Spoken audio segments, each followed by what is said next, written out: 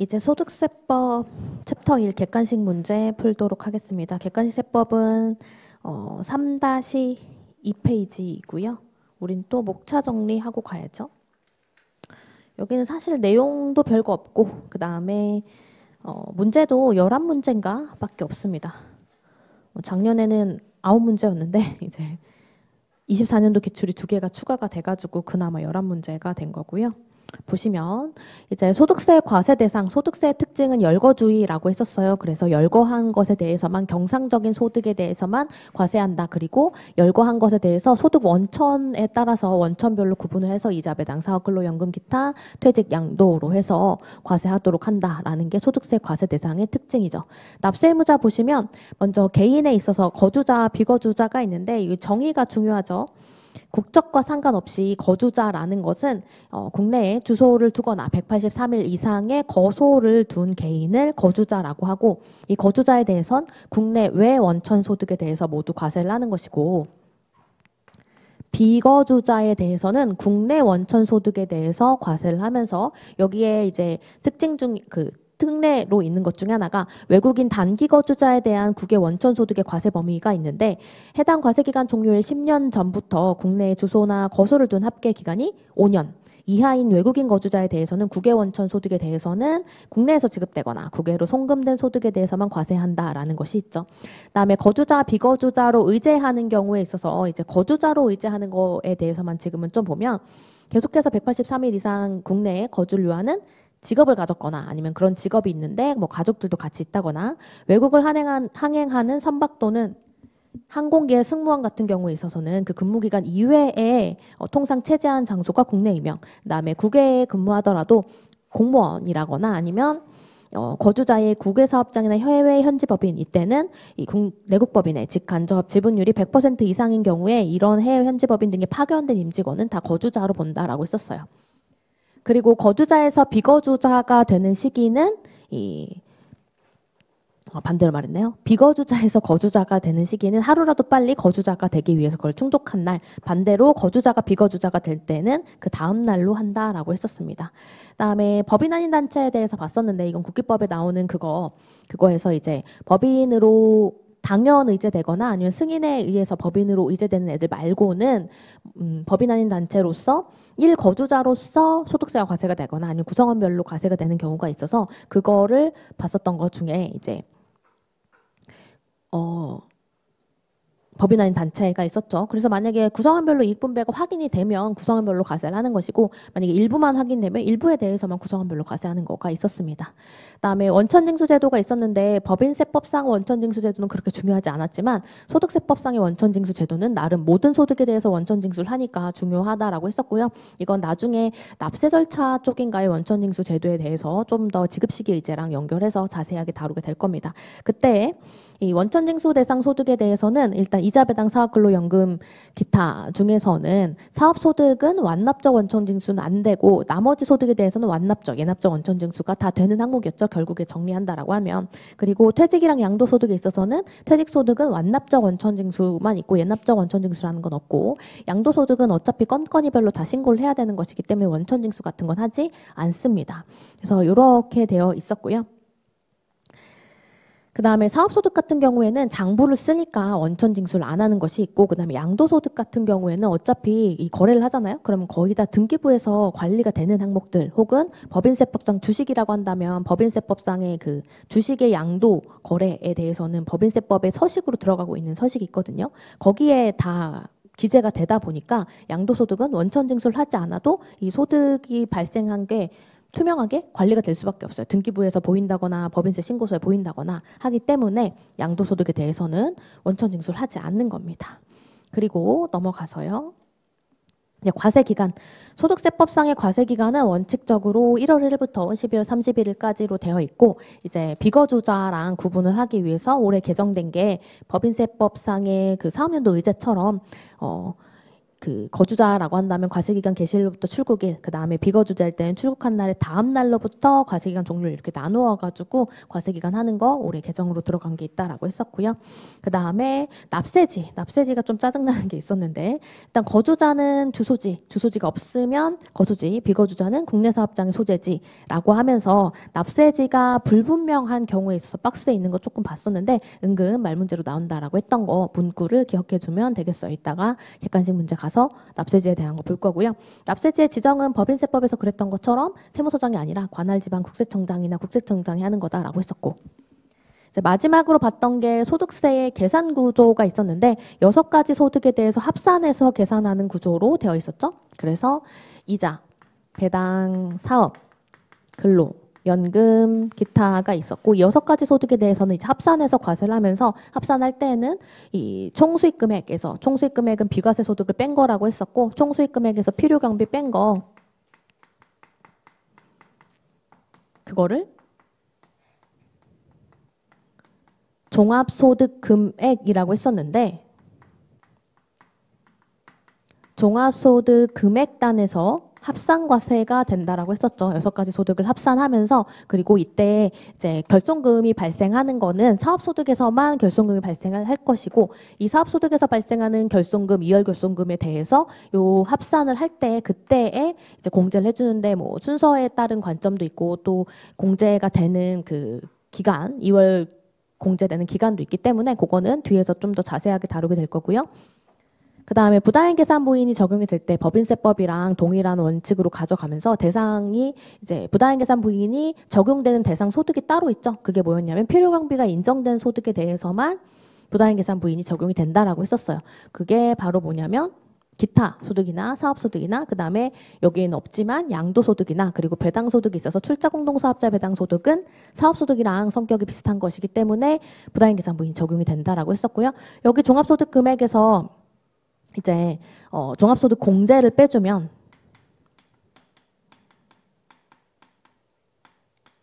이게 과표가 산출이 되는 것이었고, 과표에서 세율을 곱해주면 그게 산출세액이 되는 건데 뭐 외울 필요는 없다라고 했었고요. 산출세액에서 공제 감면을 빼면 우리는 그걸 결정세액이라고 부른다라고 했었습니다. 그래서 소득세법에서만 있는 딴이기 때문에 결정세액이 있다라는 거를 조금 기억하자라고 했었죠. 그래서 시험 문제에서는 공제 감면을 반영해서 결정세액을 물어보는 거가 가끔 나온다라고 했었어요. 그래서 구조 이렇게 되어 있었고 그 밑에는 이제 뭐 가산세랑 기납부세액이랑 어쩌고저쩌고 있는데 그 기납부세액에 있어서는 뭐 중간예납, 종합과세되는 소득의 원천징수세액, 수시부가 이런 것들 빼면 자진납부세액이 나온다라고 했었습니다. 여기 가산세 있잖아요. 잠깐 얘기하면 가산세는 소득세에서도 안 볼 거예요. 시간에는 이자소득과 배당소득 객관식 문제 풀 거고요. 객관식 세법 책은 3-12페이지입니다. 그리고 우리는 목차 정리 먼저 하도록 할게요. 이자소득과 배당소득을 했었죠. 이자소득과 배당소득이 이제 소득의 원천별로 과세하는 것 중에서 가장 먼저 나오는 소득이었는데, 이자소득은 먼저 여기에는 이제 소득의 범위, 어떤 것이 이자소득이 되는지 어떤 것이 배당소득이 되는지 그리고 수입시기 이렇게 봤었고, 그런 다음에 요 범위에 대해서 알고 나서는 과세 구조를 파악했었어요. 그런 다음에 비과세되는 거 무조건 분리과세되는 A, 그리고 무조건 종합과세되는 B, 조건부 종합과세되는 C를 구분해 놓고 나면 결국에는 계산 문제를 풀기 위한 준비가 모두 된 것이다 라고 말했었죠. 그래서 이자소득부터 보면 이자소득의 범위와 수입시기에 있어서 예금 적금의 이자, 아주 일반적인 이자소득이 되는 것이고, 얘는 이제 수입 시기가 원칙은 수령일로 하는 거, 그리고 채권 증권의 이자와 할인액에 있어서 가장 중요하게 봤던 거는 원래 채권 증권의 이자와 할인액 중에서 일단은 채권의 매매 차익에 해당하는 거는 이거는 과세 대상이 되지 않았어요. 비혈거 소득이기 때문에. 그래서 매매 차익은 과세하지 않지만 이자와 할인액에 대해서는 과세 대상이 되는 거죠. 그리고 여기에는 뭐 공개시장에서 통합 발행하는 경우에 이 할인액에 대해서는 과세되지 않는 것으로 되어 있는 것이 있었고, 그 다음에 채권의 보유기간의 이자 상당액에 대해서는 과세하는 게 있어서 산식도 있었는데, 거기 할인액은 더하고 할인율은 더하고 할증률은 빼가지고 계산하는 거, 요건 잠깐 산식만 봤었습니다. 그 다음에 환매 매매 조건부 채권의 매매 차익에 대해서는 얘는 매매 차익임에도 불구하고 이자 소득으로 과세되는 항목이었죠.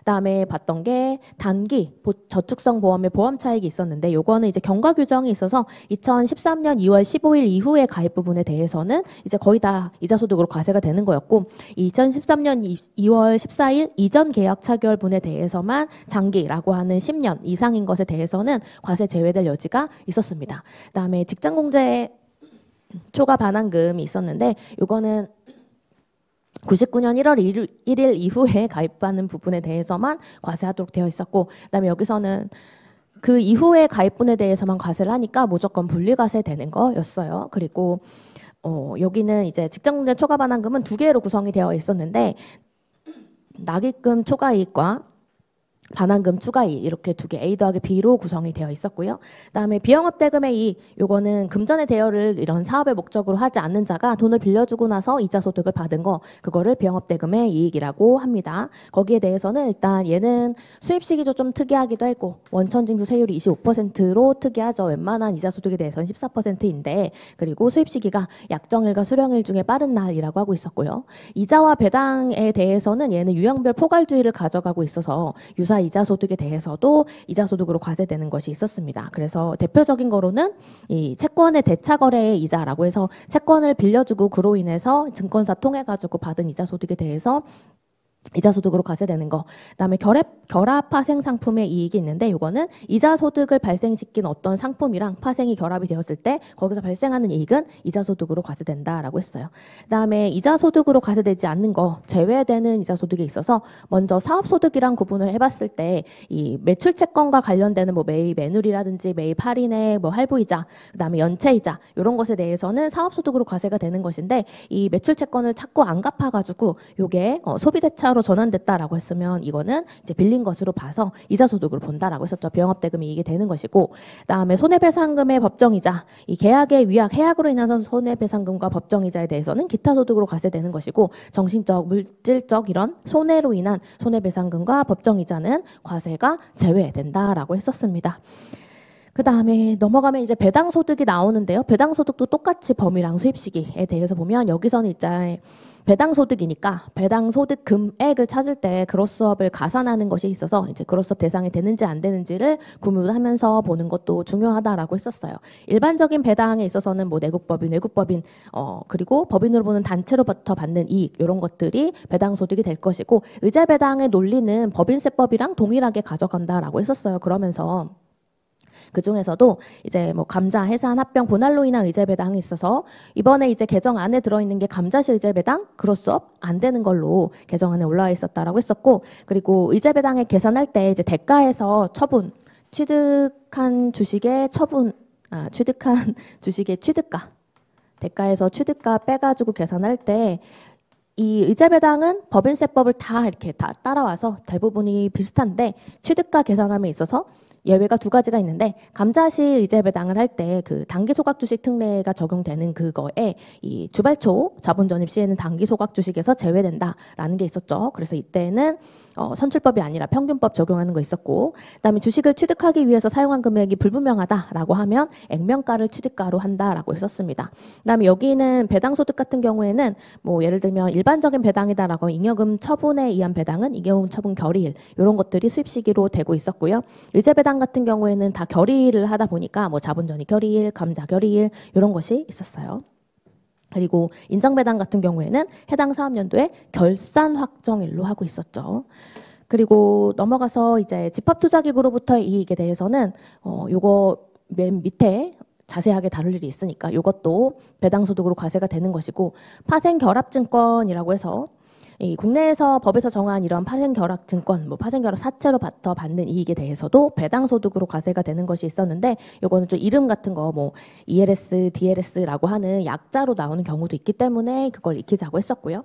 그다음에 뭐 배당 간주라든지 유사 배당소득 요거 이자소득과 동일하게 얘도 유형별 포괄주의를 따르고 있기 때문에 이렇게 유사 배당소득으로 과세하는 것이 있었습니다. 그 다음에 결합파생 상품의 이익은 이자소득에서 봤던 것처럼 이자소득을 발생시키는 애와 파생을 결합해가지고 거기로부터 받는 이익이 이자소득이었듯이 여기도 똑같이 이 배당소득을 발생시키는 거래와 파생상품이 결합되었을 때 거기서 받는 이익은 배당소득이다. 그다음에 출자공동사업자의 배당, 얘는 좀 특이한 애였는데 공동사업에서 이제 발생한 소득금액 중에서 출자공동사업자에 대한 지분율만큼에 대한 걸 출자공동사업자 배당이라고 하는데, 얘는 특이하게도 일단 원천징수 세율은 얘를 옛날에 비영업대금의 이익으로 본 적이 있어서 25% 세율로 하고 있고, 무조건 종합과세대는 우리 나중에 D로 구분을 해가지고 계산을 해주죠. 그리고 무조건 종합과세되는데 이 B 플러스 C